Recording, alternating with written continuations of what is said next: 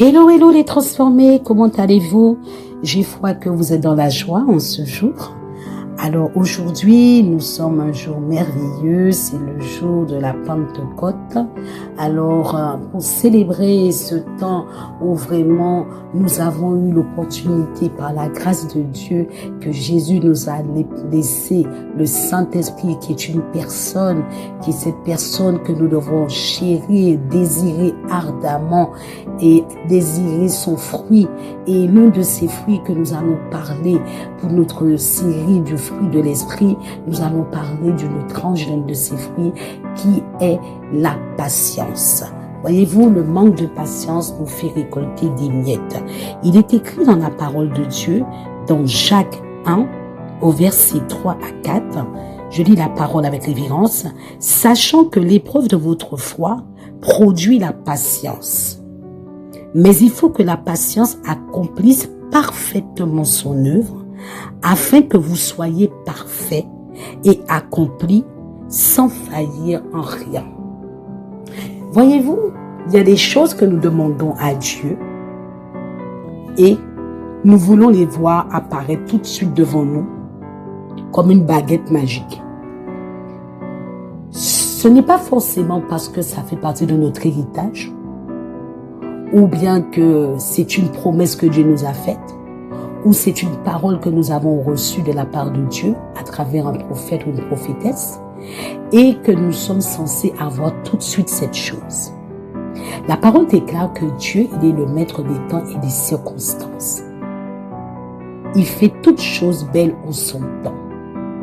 Malheureusement, nous sommes nombreux à ne pas attendre le temps de Dieu qui est le temps qui est son kairos.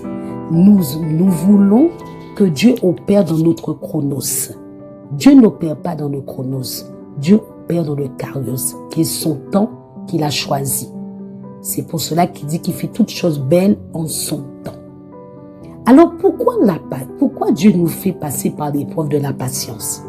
L'épreuve de la patience, c'est pour que nous soyons parfaits, que nous soyons affirmés, et c'est pour aussi nous rappeler de là où nous sommes sortis. Voyez-vous, de là où nous sommes sortis. Il est écrit dans la parole de Dieu, dans Habakkuk, chapitre 2, versets 2 et 3, l'Éternel m'adressa la parole et il dit, écris la prophétie, grave-la sous des tables, afin qu'on la lise couramment, car c'est une prophétie dont le temps est déjà fixé. Elle marche vers son terme et elle ne mentira pas.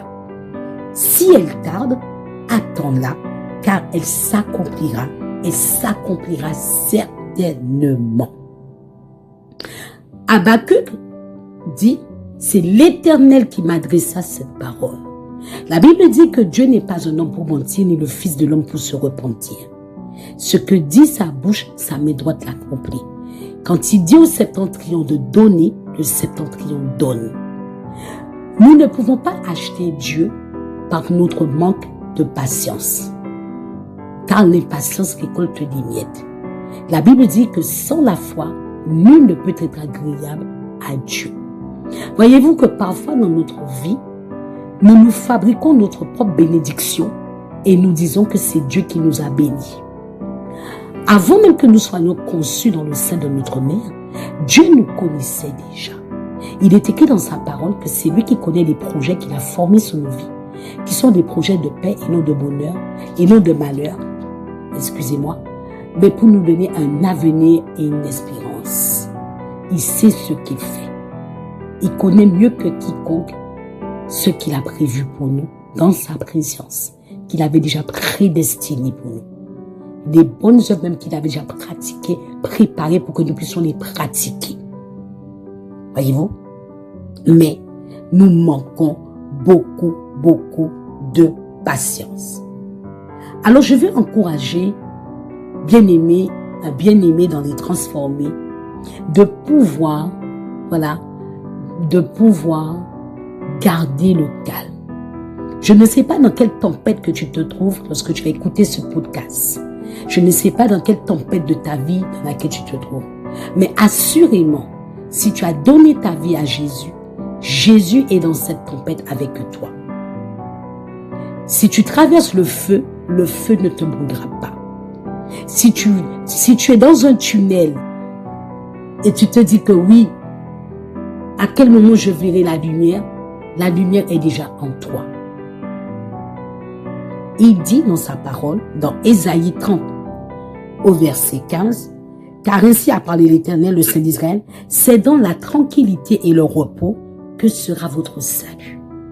C'est dans la tranquillité et le repos. C'est dans le calme et la confiance que sera votre force.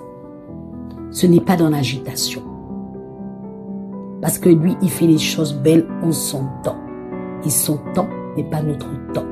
Mais nous devons apprendre à lui faire confiance. Voyez-vous, la foi vient de ce que l'on entend et ce que l'on entend vient de la parole de Dieu. Et il est écrit que Dieu a dit que sans la foi, nul ne peut lui être agréable.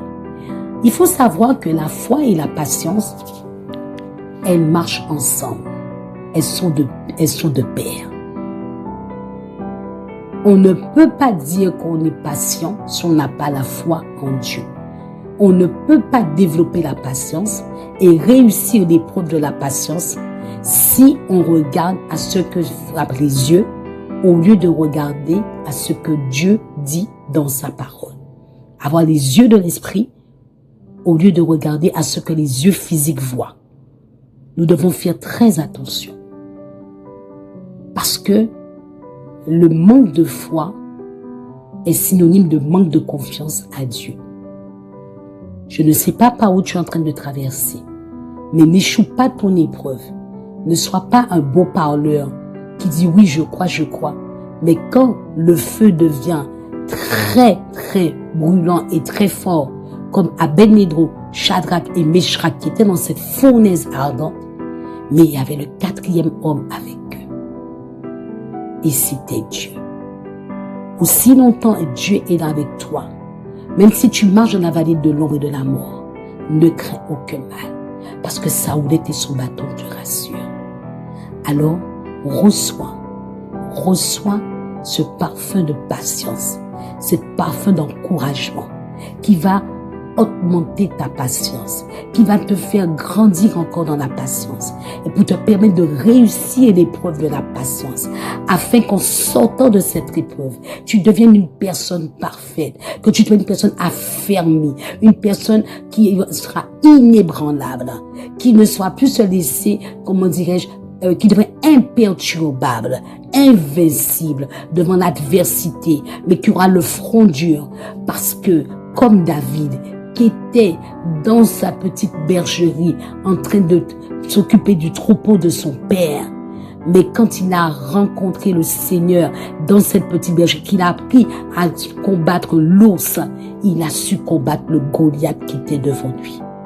Alors, dans cette épreuve que tu es en train de traverser, l'épreuve de la patience, c'est parce que c'est pour te préparer à ce qui sera encore plus grand, mais que tu sois ferme et que tu sois bâti sur le roc. Alors, arrête les murmures, arrête les plaintes pour réussir l'épreuve de ta patience. Texte Force, c'était Métanoïa Déborah Consulting et à très bientôt pour le prochain fruit de l'esprit où nous allons parler de la joie.